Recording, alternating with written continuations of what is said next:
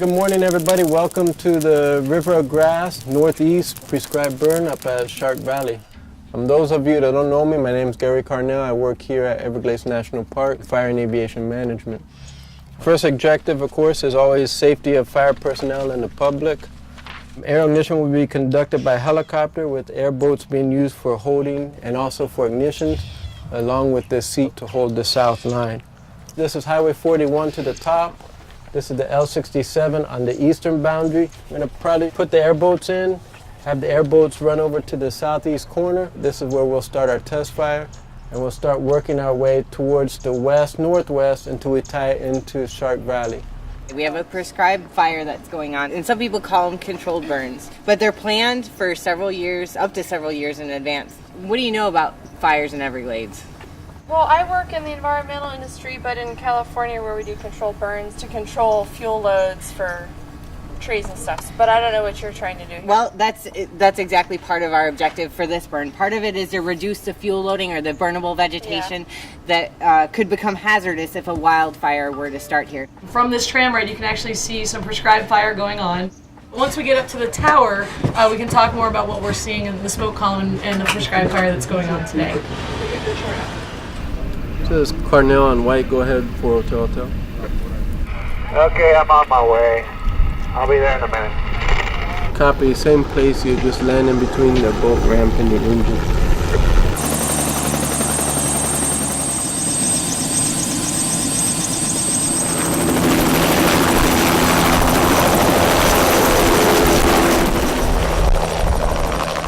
So a lot of people want to know how we ignite fires out in the Everglades.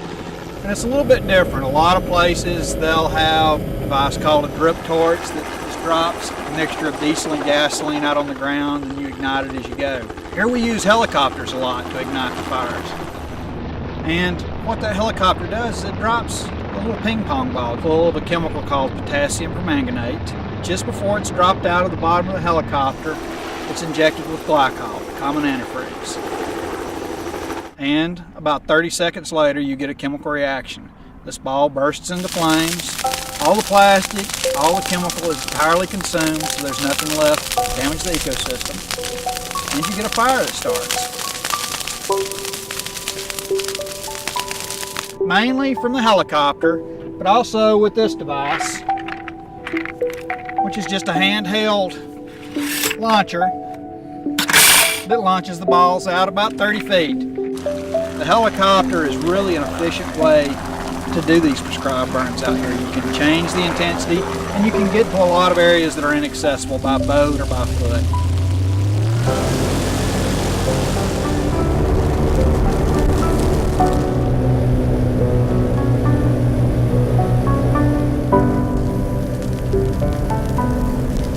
Once you ignite it, then the airboat just goes back and forth patrolling and making sure everything stays inside the lines.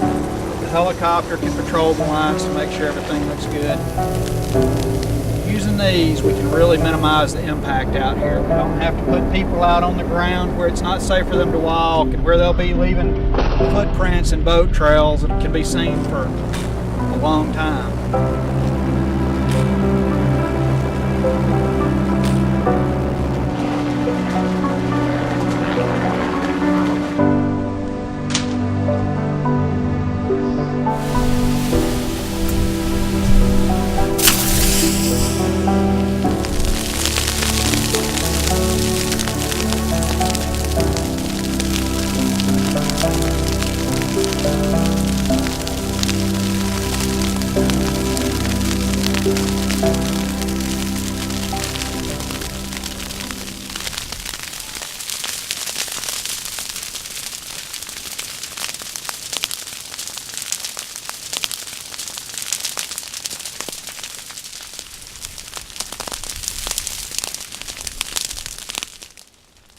So what we're doing out here, we've got this airboat out here on these trails in a wilderness area so that we can conduct this burn safely and effectively.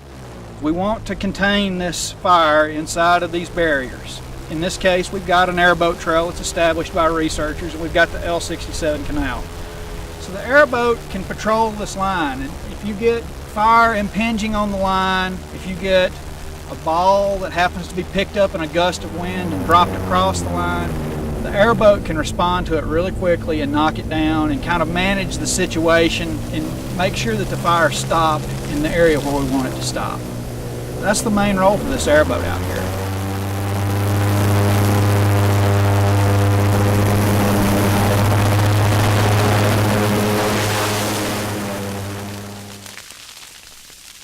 This is the River of Grass burn. It's a 31,000 acre burn roughly, and the purpose was hazardous fuel reduction and to work with the exotic species. There was a lot of melaleuca out here that had been treated with herbicide, and so what happens is that melaleuca gets angry when you treat it with herbicide and it drops its seed.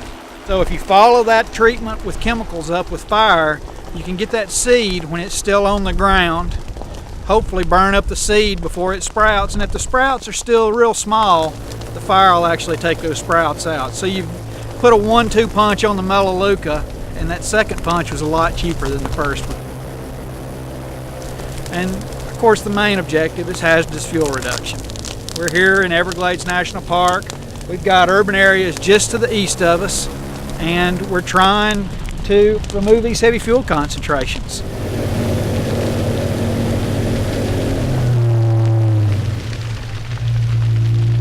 Probably why these cattails are in here like is you've got the dirty water that's intruding off the L67, and so you've got more nutrients here and it's allowing the cattails to grow. So what happens is when you burn off these cattails and they suck up phosphorus to regrow, and every time you burn you'll see the cattails get knocked back a little bit further. Historically, the River of Grass and sawgrass prairies here in South Florida have seen fire every 2 to 4 years. I looked at a fire history map this morning before we started, and some of this area that we're burning today hasn't seen fire since the 1970s. So the return interval for fire is long past due on this area. And because of that, in places, fuel loadings are really way out of whack, really heavy concentrations, and we're cleaning all that up today, trying to get things into more of a natural scenario. Doing it under prescribed situation today. Smoke's going where we want it, the flames are going where we want those, and so far everything's been good.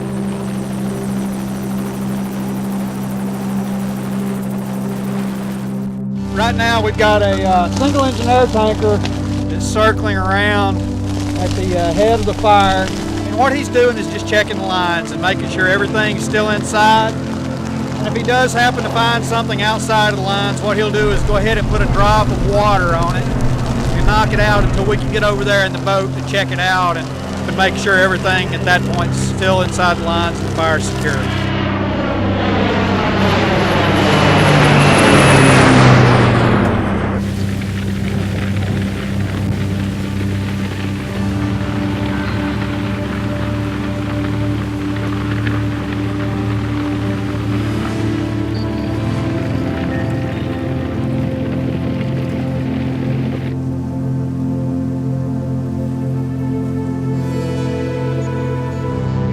So when you look out across this burn unit that we're just finishing up, you see patches of burned vegetation where the sawgrass of the cattail has burned completely down to the water line and gone out. And then you see areas that didn't burn at all.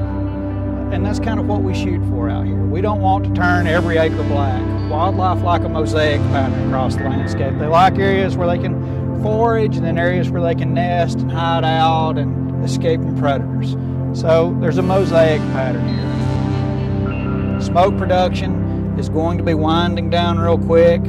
We've gotten into some of that melaleuca that we intended to treat, and knocked some of it back. We've gotten into some of the willow, the dense willow that surrounded that L67 canal, and knocked some of it back. And so sawgrass is going to start coming back.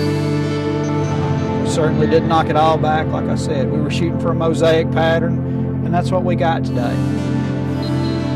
One of the reasons we got that is because of the weather. Another is because of the water levels. They really watched things, pulled a lot of environmental factors together, and made this burn a success. It's really cool burning here in the Everglades. This is the only place that I've ever worked where you can burn off of an airboat and burn in water that's 3 feet deep, and it just amazes people. But yeah, these fires in the Everglades will really surprise people, and they teach us about them in fire classes. They say, you know, rates of spread at 300 chains per hour, which is half mile to a mile per hour. And when you're sitting in a class, you don't believe it. But when you get out here and you see the 30-foot flamelets coming up through this sawgrass, and you see the fire advancing so rapidly across water, it's just amazing. And it's something that firefighters from all over the country have a hard time wrapping their heads around. So it's unique to hear, and it's a lot of fun. I'm just glad to see them getting some fire in the sawgrass, because it needs it. And it's really going to help it. And I think it's really going to benefit the park. It's really going to benefit the habitat, and it's really going to benefit the public around the park because of the lowered fuel loadings, because of the decreased risk of wildfire. So that's it.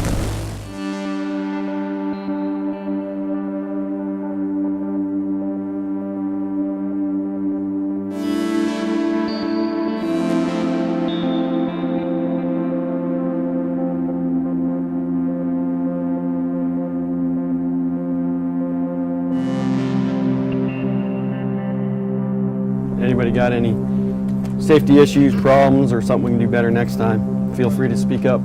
Did it meet your objectives, or?